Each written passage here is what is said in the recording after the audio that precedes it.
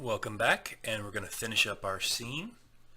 Now, one thing I didn't think about because I never plan ahead quite well enough is we want to add some snow. We're going to use a particle system to do that, and because of that, we're going to have to move our animation up a little bit on the timeline. So we're going to go to our dope sheet editor. We're going to hit G to grab. Wait for it to catch up. G to grab, and we're going to move it up to about starting after maybe 50 frames a second. 50 frames, I mean. Yeah, that's about right. And we'll go back. And because of that, we're going to have to rebake the dynamics. Free all bakes, bake all dynamics for our sled simulation. Now, as you'll see in the background, I've made some changes. I went ahead and copied the trees a few more times, and you're going to want to do even more than this with your own scene. Just copy, duplicate, slide, scale, rotate until it looks full. I did edit my plane a little bit to get rid of some of the stretching because I had done the sculpt technique. The actual best way to do it is to make a plane, extrude it down, make the basic hill shape you want, and then use sculpting to do some milder inflates to keep it from getting too stretched. As soon as this is done with this simulation, we're going to move on to making the snow. I will put a link in the description as I did last time, so to make sure my simulation is looking okay. I just need to start till 50. That's what I gotta remember. Yeah, we're good. All right. So we're gonna actually start this. I think frame 50. Well, we'll do it. You know what? We'll change it later. We are gonna change the ending though to about 170. Oh. I need to and I have to rebake again. Well, you know, we'll do it later. It's no problem. We'll get to the meat of this. Okay, we're gonna go to another layer. We'll go to 11. 1 on the numpad. Shift C to get our cursor back. The link will be for the snowflake alpha. Shift A, plane, rotate RX and 90 to rotate on the x-axis 90 degrees, and hit enter, and it will be facing us. New material, we're going to call it snowflake. And while we're at it, we're going to dig through this mess and maybe finish the scene before you go adding too many trees, or else you have to dig through this mess. So this plane, yeah, it's this plane. It's our snowflake. We are going to go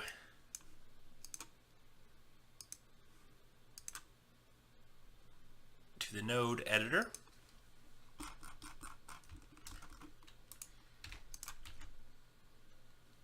Add image texture. That's Shift A, texture, image texture. We're going to find our snowflake alpha, which will be fun because, yeah, there it is. Okay.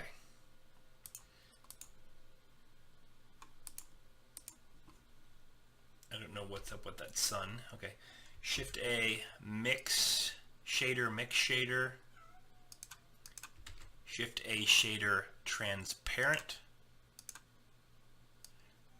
And use the alpha of this as the factor. And it's backwards, so we want to just reverse these two. And now we have a snowflake. And we'll, what I forgot to do is UV unwrap this. So now we should have our snowflake. Now how I do this is first we're going to get to our camera view, numpad 0. We're going to Shift A, plane, GZ and kind of bring it up out of view.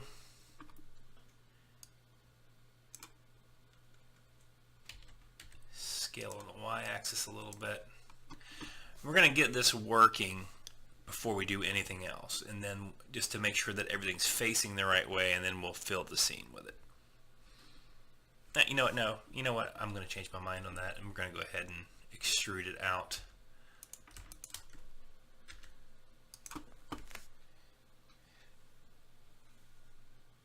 To the entire run area.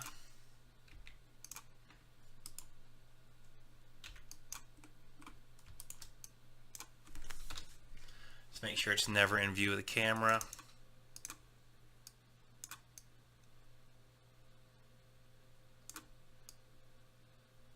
Oh, you know what?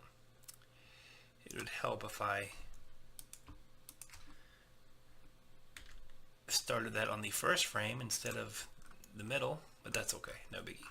And we want to kind of cover some area there. Make sure that the camera this is never visible by the camera. And yeah, we're good.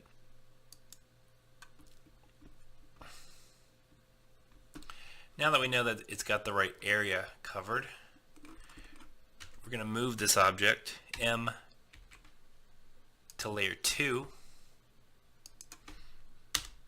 And we're going to add a new emitter.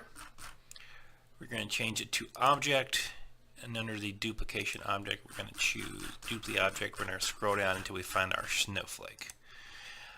We want to turn on rotation. I believe it's object Z that we want. We're going to hit Alt A, and yeah, that's what we want. So we're going to mess with the size a little bit. It's a little bit big. We're going to give it some random size, and just a few random things. We're going to change it from jittered to random up top, and I think that should be pretty good. And I think that's really all we need to do. We need to crank up the amount just a little bit. I'm going to say 20,000 might be good.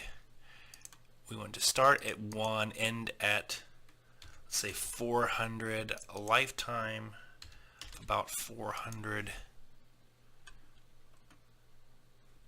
And let's go take a look at that.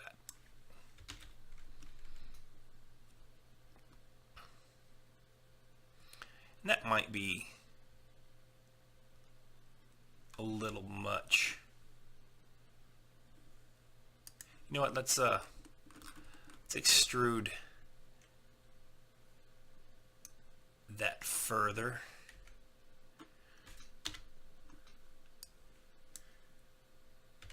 I might need to cut down the number a little bit. It's more than I thought I'd have.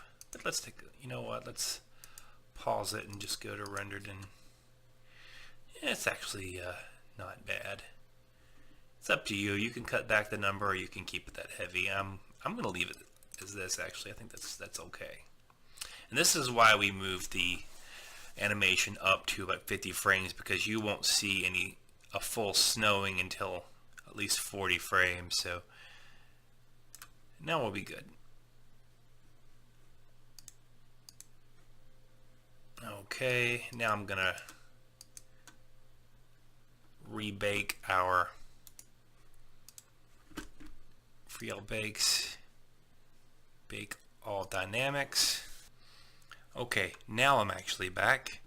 I forgot to change the end frame for the dynamic paint canvas before baking dynamics. I needed to cut the final frame up more so that we had a more complete run. So now we've got that out of the way. Now one thing that's going to happen here is when we change it to render, to get these snowflakes and to be able to composite them in properly, we're going to have to set the background to transparent.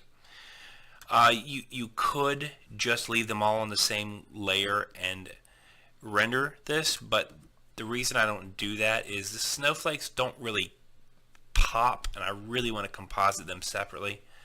So in order to do that and keep our sky and not just have a transparent background, it's probably not a bad idea to add in a sky. So I'm just going to go to Google search and download a just overcast sky.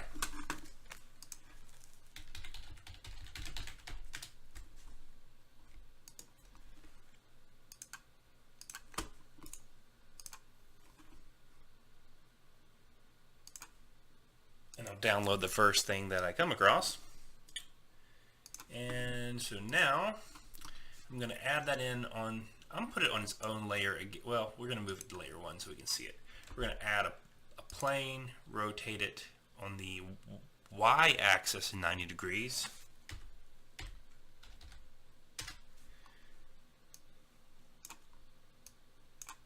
Bring it up. Scale it a little bit. Add an emission shader. You can use the images as planes add-on. I just don't ever think about doing it, so it's just not a big deal to do it yourself. It doesn't really bother me, so we'll do it manually. And texture, mesh, UV unwrap.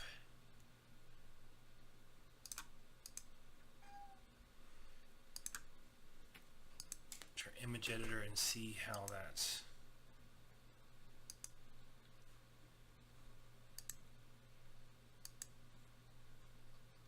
I'm going to get the top portion of that more than the bottom portion. Okay. So now we just want to kind of get that into our background.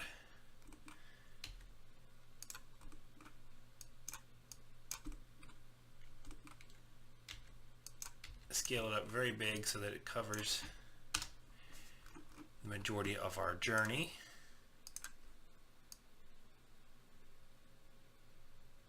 And it didn't do a good job of that. So I'm going to keep scaling it.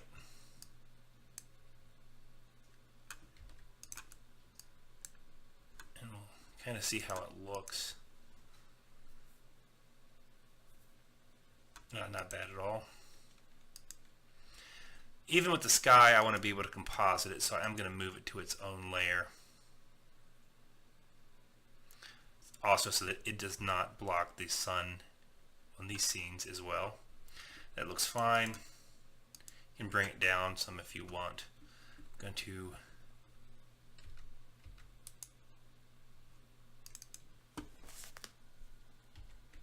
call it sky.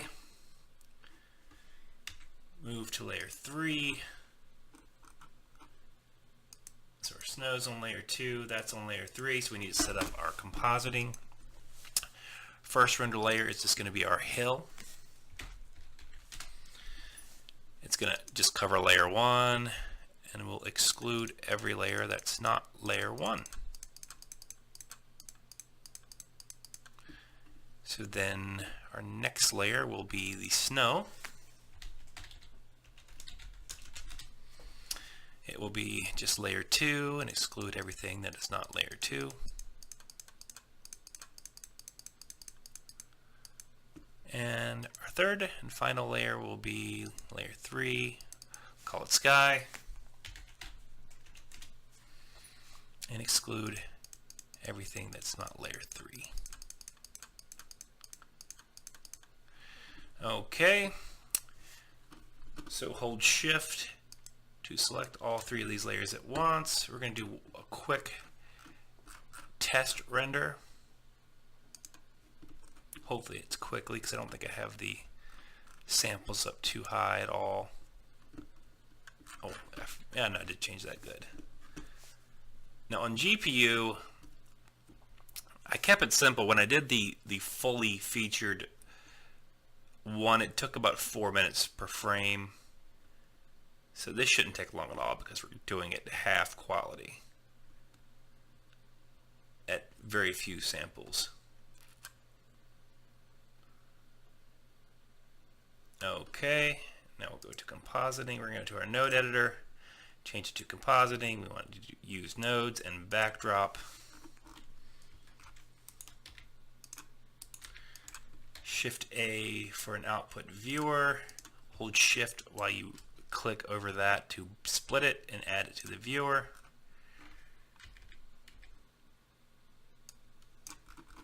Okay, we're going to duplicate this 3 times. Hopefully we have all of our layers in place. You know what? I made a mistake. I just bonehead move. Change that back to timeline. I just took a... No, I didn't. Okay, well good. I thought I took a too early of a timeline so there's no snow. But it appears that I'm wrong about that. I want to do hill. I want this one to be snow. Alpha. Is it color alpha over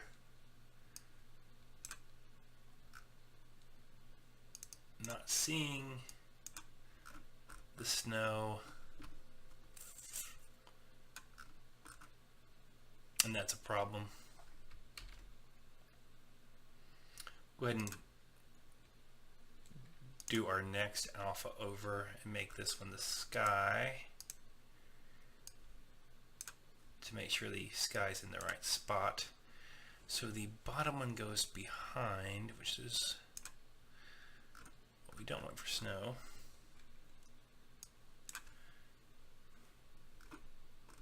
Just not seeing any of the snow. Okay, there we go. Okay. Blaming Blender for my own problems. Okay. So now it's filling in more. So let's select all of these layers.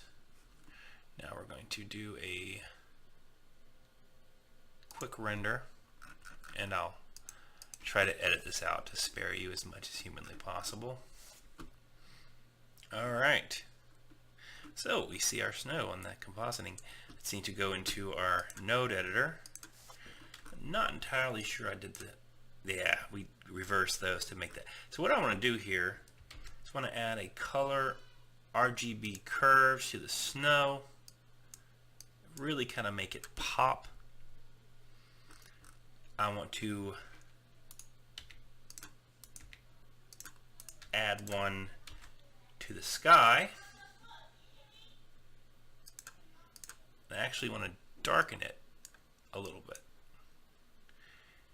And you're welcome to add some glare nodes or whatever you want. It's up to you. I'm not big on compositing. So now if we were to render this animation as is, every frame will be composited. You just hit animation, do all your frames, and we are done. Thank you for watching.